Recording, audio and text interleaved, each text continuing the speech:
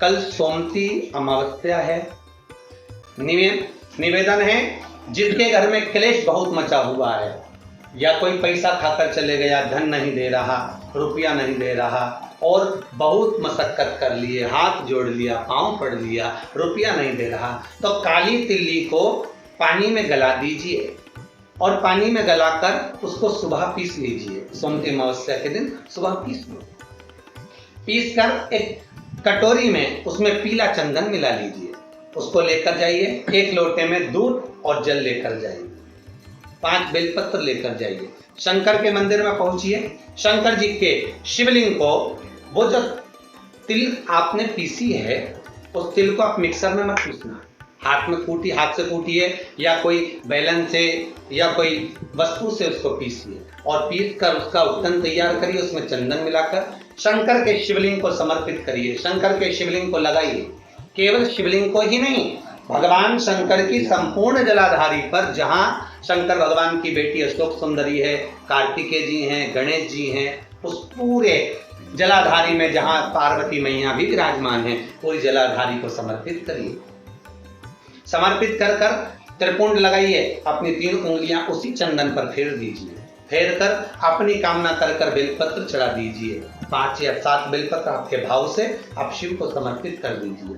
समर्पित कर कर हाथ में कलश लेकर, दूध और जल मिला हुआ पात्र लेकर शंकर को समर्पित करिए और बाबा भोलेनाथ से विनती करिए कि जिस व्यक्ति ने हमारा धन खाया है, जिस व्यक्ति ने पैसा रख लिया या कोई लेकर चले गया या कोई ऐसा काम हो गया कि वो धन आ ही नहीं रहा है, बहुत तकलीफ में है, तो बाबा से विनती करो। मुझे पूरी उम्मीद है कि सोमती अमावस्या इस बार आप जो कर रहे हैं, अगली सोमती अमावस्या जब आएगी, इतनी प्रसन्न चित्त में आप ये पूजन करेंगे, वापिस करेंगे और पूरे परिवार समेत करेंगे। जब आपका धन आ जाएगा, वैभव हो जाएगा, तो आप वापिस उसको धारण करेंगे।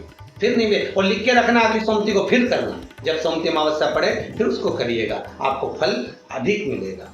सोमती अमावस्या का फल ही यही है कि जिन वर कन्या का विवाह नहीं होता, जिन लड़का लड़की का विवाह नहीं होता, जिन पति पत्नी में आपसी में टकरार चल रहा हो, अदालत तक बात पहुंच गई हो, जिस घर में शांति नहीं रह रही हो, आपस में क्लेश बड़ा मचा हो, ऐसी हो गया मन में कि अब ये तनाव बहुत बढ़ गया है, संबंध टूट जाएगा, तो निवेदन है सोमती अमावस्या के दिन आप भी सोमती अमावस्या के दिन पीपल के वृक्ष के नीचे जाकर उस पीपल की पूजन कर कर उस पे कुंकु सिंदूर चंदन समर्पित कर कर कच्चे सूत से 7 परिक्रमा करिए।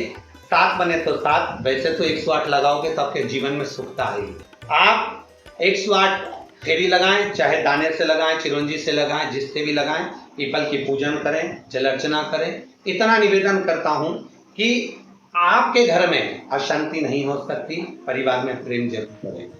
मेरा निवेदन, जिन कन्या और वर के विवाह नहीं हो रहे, वो सोमती अमावस्या के दिन जाकर बाबा पीपल के पेड़ की फेरी अवश्य दें। 108 नहीं बने 7 अवश्य दें। पूजन कर कर, दिया लगाकर, घी का दीप प्रज्वलित कर कर बड़े आनंद में पीपल देव का पूजन करें। और निवेदन, जिस व्यक्ति को रोग बहुत हो, चाहे शुगर हो, बीपी हो या घुटने में दर्द हो, कमर में दर्द हो या बहुत कष्ट का जीवन निकल रहा हो, यहाँ तक कैंसर जैसी भी बीमारी यदि आपको है, सोमती अमावस्या को मत छोड़ना। निवेदन है, एक पात्र जल जिसमें पीला चंदन, पात्र के जल में एक कलश में जल लीजिएगा, उसमें पीला चंदन घोल लीजिए। पीला चंदन घोलकर उसमें थोड़ी सी काली मिर्ची पीस कर मिला लीजिए। काली मिर्ची को पीस कर डाल दीजिए और उसमें 7 बेलपत्र उसके अंदर डाल दीजिए।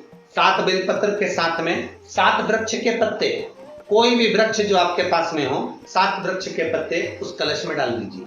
घर से निकलते समय पूरे घर का भ्रमण करते हुए, जिस व्यक्ति को रोग बहुत है उस व्यक्ति का स्पर्श कराते हुए वो जल शंकर भगवान के ऊपर समर्पित कर कर, थोड़ा सा जल बचाकर, पत्तियां सब शिव जी को चढ़ाकर, थोड़ा सा जल बचाकर शंकर की देहली पर चढ़ा दीजिए। शंकर की चौखट पर, भगवान शंकर के शिवलिंग की चौखट पर समर्पित करें। शिवलिंग की चौखट पर समर्पित कर कर उसी जल जो आपने देहली पर चढ़ाया है, उसी जल का भाग थोड़ा सा कटोरी में 1 चम्मच के बराबर लेकर आइए। जो व्यक्ति बीमार है उसके शरीर पर उसको छींटा दीजिए। 3 बार छींटा देना है, सुबह, दोपहर और शाम। उसके बाद में बाबा विश्वनाथ से प्रार्थना करिए, शाम के समय घर के बाहर एक घी का दिया अवश्य लगाइए। मुझे पूर्ण उम्मीद है सोमती अमावस्या श्रावण के महीने की रोग मुक्त करेगी, अधिक फल आपको प्रदान करेगी, सुख का अनुभव कराएगी, आपके जीवन का कल्याण करेगी। और निवेदन, सोमती अमावस्या हमारे जीवन को फलित करने वाली है, सुख देने वाली, आनंद देने वाली है, हम उसका लाभ अवश्य लें। जो बच्चे पढ़ने में कमजोर है या कोई विद्या के लिए किसी एग्जाम में बैठ रहे हैं, गवर्नमेंट की एग्जाम में बैठ रहे हैं और बच्चे उस एग्जाम में पास नहीं हो पा रहे हैं या निकल नहीं पा रहे हैं, या कोई टीचिंग के लिए, बैंकिंग के लिए आप अप्लाई कर रहे हो, नहीं हो रहा है, निवेदन है सोमती अमावस्या कल पड़ रही है, 2 स्वस्तिक आपको बनाना है। कितने स्वस्तिक बनाना है? 2 स्वस्तिक। एक स्वस्तिक कुंकू का पीपल के पेड़ पर बनाना है आपको। पीपल के पेड़ पर बनाने के बाद में जमीन पर, भूमि पर एक घी का दिया लगाना है। दूसरा स्वस्तिक शंकर के मंदिर की चौखट पर आपको बनाना है, किसी भी एक साइड में, चाहे राइट में बनाना, चाहे लेफ्ट में बनाना। शंकर के मंदिर पर जो स्वस्तिक बनाओगे वो पहले पीपल के वृक्ष के बनाना है। पीपल के वृक्ष के बनाने के बाद में शंकर के मंदिर में शाम के समय आप जाकर स्वस्तिक बना सकते हैं। दोपहर से लेकर शाम तक कभी भी स्वस्तिक बनाएं और एक घी का दिया वहां रखता है। बस इतना याद रखना, पीपल के पेड़ के नीचे जो स्वस्तिक बनाओगे वहां जो घी का दिया लगेगा उसमें गोल बत्ती लगेगी, फूल बत्ती लगेगी। शिव मंदिर की चौखट पर जो दिया लगाओगे उसमें 2 बत्ती लगेगी, लंबी वाली, लंबी बत्ती 2 लगेगी घी की। वो बत्ती आपको शंकर के मंदिर पे दिया कहाँ रखना है? जहां स्वस्तिक बनाओगे उसी के ऊपर 2 बत्ती का दिया लगाओगे। उस समय पर दिए का जो बत्ती है उसका मुख अपनी ओर होना चाहिए और भगवान शंकर की चौखट पर प्रणाम कर कर, निवेदन कर कर, नमन कर कर आप आइए। आपके जीवन में सफलता प्राप्त होगी। आप जिस चीज की कोचिंग कर रहे हो, जिस चीज में उतरना चाहते हो, आपको वह फल प्राप्त होगा। शिव महापुराण के अंतर्गत या लिंग पुराण के अंतर्गत या नर्मदा पुराण के अंतर्गत, नारद पुराण के अंतर्गत हम जब सोमती का महत्व श्रवण करते हैं, कई बार आपको हमने शिव महापुराण में भी सोमती अमावस्या के महत्व को समझाया है। सोमती अमावस्या की कथा क्या है महाराज, अगर हम जाने तो उसके अनुसार, सोमती अमावस्या के अनुसार एक ब्राह्मण परिवार था और बड़ा आनंद में रहने वाला, बड़ा सुख में रहने वाला, भगवत चर्चा करने वाला और भगवत स्मरण करने वाला और भगवत स्मरण में सदा रमने वाला, दिन प्रति भगवान शिव की आराधना करना, दिन प्रति भगवान शंकर का स्मरण करना, दिन प्रति भगवान शंकर की चर्चा करना, भगवत स्मरण करते रहना। इनकी एक पुत्री थी, ब्राह्मणों की कन्या। उस कन्या का शिव महापुराण में सुंदर भाव वर्णन किया गया है उमाखंड के अंदर कि इस कन्या का विवाह योग नहीं था। इस कन्या के भाग्य में, रेखा में, हस्त रेखा में, मस्तिष्क रेखा में, चरण रेखा में कहीं भी इस कन्या का विवाह योग नहीं था। ब्राह्मण सेवा में लीन रहते, भगवान शंकर के मंदिर जाते, आराधना करते, देवी की अर्चना करते, भगवत भजन करते, कीर्तन करते, शिव अर्चना करते। एक बार श्रावण के महीने में ही क्या हम कहें कि विचरण करते करते श्रावण का महीना लग गया था और ये शिव के मंदिर से आए और अपने घर में विराजमान थे। ब्राह्मण परिवार अपनी बेटी को लेकर आए, शिव मंदिर से आराधना कर कर, पूजन कर कर, जल चढ़ाकर, अभिषेक कर कर जब घर पर आए हैं, बैठे, कुछ ब्राह्मणों ने आवाज लगाई, कुछ संतों ने आवाज लगाई, भिक्षाम दे, हमको भूख लग रही है। संतों ने जब आवाज लगाई, ब्राह्मणों के घर में से कन्या बाहर निकल कर आई और कन्या ने बाहर निकल कर आकर कहा, संतों आप हमारे घर में प्रवेश करिए, आइए। आसन दिया, बिठाया, बिठाकर निवेदन किया, संतों हम आपके लिए क्या सेवा कर सकते हैं। ब्राह्मणों ब्राह्मणी आए, निवेदन करा, नमन करा, प्रणाम करा। संतों ने कहा हमें बहुत भूख लगी है, यदि कुछ भोजन प्राप्त हो जाए तो हम आगे के लिए रास्ता बना लें और हम चले जाओ। ब्राह्मण ब्राह्मणी ने पुत्री से कहकर भोजन सिद्ध किया। सभी ने मिलकर भोजन बनाया, संतों को भोजन कराया। जाते हुए संत जाने लगे। ब्राह्मण ब्राह्मणी को देखकर यथा योग्य आशीर्वाद दिया। आशीर्वाद देने पर ब्राह्मणों ने एक निवेदन करा, ब्राह्मण ब्राह्मणी ने निवेदन करा कि हमारा केवल इतना सा निवेदन है गुरुदेव, संत देव, हमारी बेटी का विवाह नहीं हुआ, इसका योग नहीं बनता, इसका संबंध नहीं हो रहा, हमारी बेटी का विवाह करना। संतों ने उसी समय पर कन्या के हस्तकमल को जब देखा, कन्या के हस्तकमल को देखकर कहा कि इस बेटी के भाग्य में तो विवाह का योग ही नहीं है, इसका संबंध नहीं होगा, और मान लो यदि इसका संबंध हो गया, इसका विवाह हो गया, तो इसका पति जीवित नहीं रह सकता। इतने कठिन योग इसके हैं और इसका संबंध नहीं है। ब्राह्मणों ने निवेदन करा, कुंवारी बेटी घर में बैठी रही है, कहां तक सिद्धता है महाराज, कुछ कृपा करिए। संतों ने कहा बस एक काम हो सकता है, एक शिव भक्तन, शंकर की भक्तन, शिव की आराधना करने वाली एक सोना धोवन है।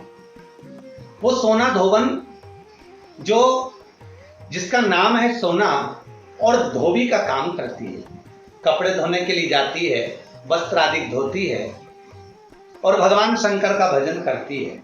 नित्य प्रति का नियम है उसका, शिव मंदिर में जाना, शंकर की आराधना करना, शंकर को जल चढ़ाना, समर्पित कर कर शिव मंदिर में पोछा लगाना, झाड़ू लगाना, बुआरी लगाना और शिव मंदिर को सुगंधित पुष्पों से सजा देना। सोना धोवन का एक नियम था। पूरे परिवार में शिव चर्चा करती थी, भगवान की आराधना में डूबी रहती थी सोना धोवन। संतों ने कहा यदि ये आपकी बेटी, आप ब्राह्मण तो हैं, ब्राह्मण कुल में जन्म लिया है आपने, पर आपकी बेटी जो शिव का भक्त है, सोना धोवन जो शिव की आराधना करने वाली है, हमारे यहाँ कितना सुंदर कहा कि दासों के भी दास यदि हम बन जाए, हम दासों के भी अगर दास बन गए, हम भगवान शंकर की सेवा करने वाले की ही केवल सेवा कर लिए। कितनी प्रसन्नता होती है जब सुनते हैं कि केदारनाथ लोग जाते हैं, अमरनाथ लोग जाते हैं, श्रावण के महीने में लोग अमरनाथ की यात्रा करने जाते हैं, तो कई लोग कहते हैं कि गुरुदेव हम जब अमरनाथ की यात्रा कर कर आए तो हमने देखा कि वहाँ बहुत भंडारे चल रहे हैं, लंगर चल रहे हैं, लोग नए नए पकवान अमरनाथ आने वाले यात्रियों को खिला रहे हैं, खूब सुंदर व्यवस्थाएं दी जाती है। तो यहाँ तो शास्त्र कह रहा है कि शंकर के दरवाजे की चौखट पर भी यदि कोई सेवा कर रहा है, बुआरी काट रहा है, कोई शिव के मंदिर की आराधना कर रहा है, यदि हमने उसकी भी सेवा कर दी और वो निस्वार्थ भाव से सेवा कर रहा है और उसकी भी यदि हमने सेवा कर दी तो शंकर प्रसन्न हो जाते हैं। तो संत कह रहे हैं अगर आप ब्राह्मण की पत्नी से कहा कि अगर आपकी पुत्री ये ब्राह्मण कन्या सोना धोवन के यहाँ जाकर अगर सोना धोवन की थोड़ी सी सेवा कर ले, मात्र 7 दिवस तक सेवा कर ले, तो इस कन्या का भाग्य बदल जाएगा। अब सोना धोवन तो सत्संग में लगी रहती, भजन में लगी रहती, शिवाराधना में लगी रहती, नमः शिवाय ओम कहती रहती, उसका नियम नमः शिवाय ओम का स्मरण नित्य प्रति करती, श्री शिवाय नमस्तुभ्यम का जाप करती, शंकर के भजन में डूबी रहती। कन्या को मालूम पड़ा, माता पिता ने कहा बेटा सोना धोवन है, ब्राह्मण कुल में तुम्हारा जन्म हुआ है, तुम जाकर सेवा करो, हम भी कहते हैं, मना नहीं है, पर जगत क्या कहेगा। बेटी कहती है माँ यदि संत के मुख से निकली हुई वाणी सिद्ध होती है तो मुझे सेवा करने में क्या दिक्कत है, मैं सेवा करने को तैयार हूं। अब बेटी प्रातः में जल्दी उठ जाती और ब्राह्मण कन्या उठकर तुरंत सोना धोवन के घर पहुंच जाती। सोना धोवन की एक बहू और बेटा थे, सोना धोवन का पति था घर में। ये सब उठे उससे पहले ये घर में प्रवेश कर कर झाड़ू लगाकर, पोछा लगाकर, वस्त्र आदि धोकर और ब्राह्मण कन्या पूरे घर की बुआरी कर कर, दीप प्रज्वलित कर कर, सोना धोवन के दरवाजे पर दीप लगाकर और आ जाते। अब सोना धोवन 4 दिन 3 दिन निकले और 3-4 दिन निकलने पर बहू से कहा बेटा तो इतनी जल्दी जग जाती है, सारी सेवा करके पूरे घर का सफाई कर देती है, मुझे मौका ही नहीं देती आजकल। बहू बोली माँ मुझे तो लगा कि आप सुबह जल्दी उठते होगे। तो माँ को लगा कि बहू उठती है, बहू को लगा कि सास उठती है। दोनों ने विचार करा कि फिर अपने घर में आकर इतनी सेवा कर कर झाड़ू आदि बुआरी आदि कौन कर कर जा रहा, देखे तो सही। कौन कलश भर कर जाता है जल का शंकर जी के लिए, कौन फूल रख कर जाता है शिव जी के लिए, कौन बेलपत्र रख कर जाता है शिव जी के लिए, कौन इतनी सामग्री जुटा कर जाता है शंकर जी के लिए, कौन चंदन घिस कर जाता है शिव जी के लिए, मुझे देखना है।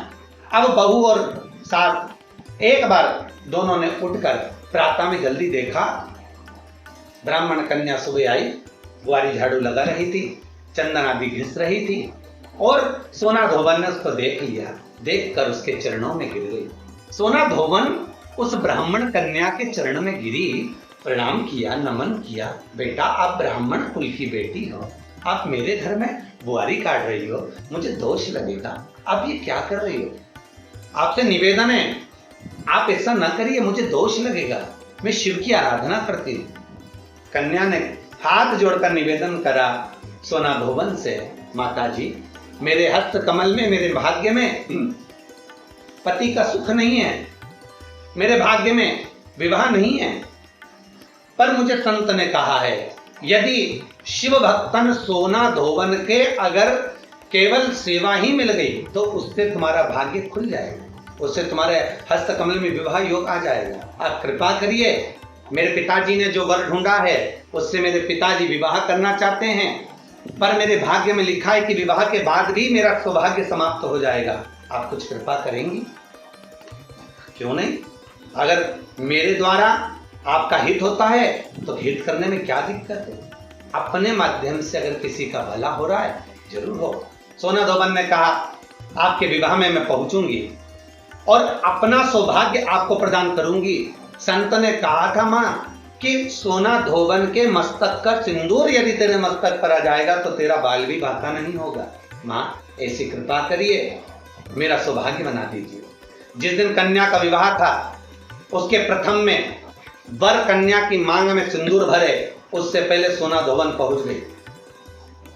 जैसे सोना धोबन ने अपनी मांग का सिंदूर निकाल कर जैसे ही उसी पल कन्या के मस्तक पर दिया, कन्या के मस्तक पर देते ही सोना धोबन का जो पति था एक जगह पर बैठा हुआ था, उसका पति के प्राण निकल गए, क्योंकि सोना धोबन को लग गया था। सोना धोबन ने जाते जाते अपनी बहू से कह दिया था ससुर का ध्यान रखना। प्राण निकलते से ही जैसे ही मांग में सिंदूर दिया, सोना धोबन का मांग का सिंदूर जैसे ही हटा, हटते से ही सोना धोबन को ज्ञात हो गया कि आज मुझे लगता है कि मेरा पति नहीं रहा। नैनों से नीर बहा। सोमती अमावस्या का दिन था जिस दिन उस ब्राह्मण की कन्या का विवाह हुआ था। धोबन सिंदूर देकर आ रही थी। धोबन का नियम था शिव की आराधना कर कर सोमती की फेरी लगाती। आज वही सोमती अमावस्या पड़ गई, और सोमती अमावस्या पड़ी तो जब घर से चली तो हाथ में कोई वस्तु नहीं थी। सोमती अमावस्या के दिन पीपल के वृक्ष की फेरी जो लगाई जाती है वो खाली नहीं लगाई जाती। चाहे कच्चे सूत से लगाओ, चाहे 108 आप हल्दी की गठान रख लो, चाहे आप कमलगट्टा रख लो, चाहे आप सिंदूर की डब्बी रख लो, चाहे आप दाग चिरौंजी रख लो, पर 108 वस्तु होना जरूरी है। सोना धोबन के हाथ में कुछ भी नहीं था। पीपल के वृक्ष को देखा, सोमती अमावस्या है और मेरा नियम है मैं सोमती अमावस्या को 108 फेरी देती हूं अखंड सौभाग्य के लिए। लगा उधर पति तो चला गया था। सोना धोबन ने एक ईंट पड़ी हुई थी, ईंट के 108 टुकड़े कर लिए, और ईंट के 108 टुकड़े कर कर सोना धोबन ने पीपल के वृक्ष के नीचे पहुंचकर पीपल देव में, जिसमें 52,000 ब्राह्मणों का वासा होता है, जिस पीपल में सारी सिद्धियां प्राप्त होती है, जिस पीपल में स्वयं लक्ष्मी नारायण के साथ निवास करती है, जिस पीपल में स्वयं सूर्यदेव शनि महाराज और यमराज को विराजमान करते हैं, उस पीपल में जिसमें ब्रह्मा विष्णु शिव सदा निवास करते हैं, ऐसी पीपल की जब फेरी लगाना सोना धोबन ने चालू करी तो महाराज शिव महापुराण की कथा कहती है, सुंदर नर्मदा पुराण की कथा कहती है, 108 ईंट की खोड़ से, ईंट के टुकड़े से जब सोना धोबन की फेरी पूर्ण हुई, जैसी पूर्ण होती है सोना धोबन अपना पल्लू पसार के प्रणाम जैसी करती है, पीपल के वृक्ष पर जो सिंदूर लगा था सोना धोबन ने जैसे अपनी मांग में भरा, वैसे उसका पति वापस जीवित हो गया, वापस जीवित हो गया। शिव महापुराण के अंतर्गत या लिंग पुराण के अंतर्गत या नर्मदा पुराण के अंतर्गत, नारद पुराण के अंतर्गत हम जब सोमती का महत्व श्रवण करते हैं, कई बार आपको हमने शिव महापुराण में भी सोमती अमावस्या के महत्व को समझाया है कि सोमती अमावस्या का महत्व क्या है, सोमती अमावस्या का लाभ क्या है, हम शंकर की कैसे आराधना कर सकते हैं, हम शंकर को कैसे प्राप्त कर सकते हैं, शिव को पाने का तरीका क्या है, और वो भी श्रावण के महीने में। सोमती साल भर में सोमती अमावस्या 1 या 2 पड़ती है, अर्थात भगवान शंकर मां पार्वती के साथ में निरंतर विहार करने के लिए श्रावण के महीने में इस सोम पुष्प के अंतर्गत काशी में, उज्जैनी में, ओमकारेश्वर में, सोमनाथ में, केदारनाथ में, वैद्यनाथ में, मल्लिकार्जुन में, नागेश्वर में, अर्थात जितने भी बाबा के 12 ज्योतिर्लिंग हैं, इन ज्योतिर्लिंग में मेरे बाबा पार्वती के साथ में विचरण करते हैं। और बाबा विचरण तो करते ही हैं, साथ में माता पार्वती के अनुसार माता पार्वती जी स्वयं शिव की आराधना करती हैं और शंकर से वर प्राप्त करती हैं। तो ये वो सोम पुष्प है, ये वो सोमती अमावस्या है जो श्रावण के महीने में पड़ी है, जिसका लाभ अपन सबको प्राप्त हो।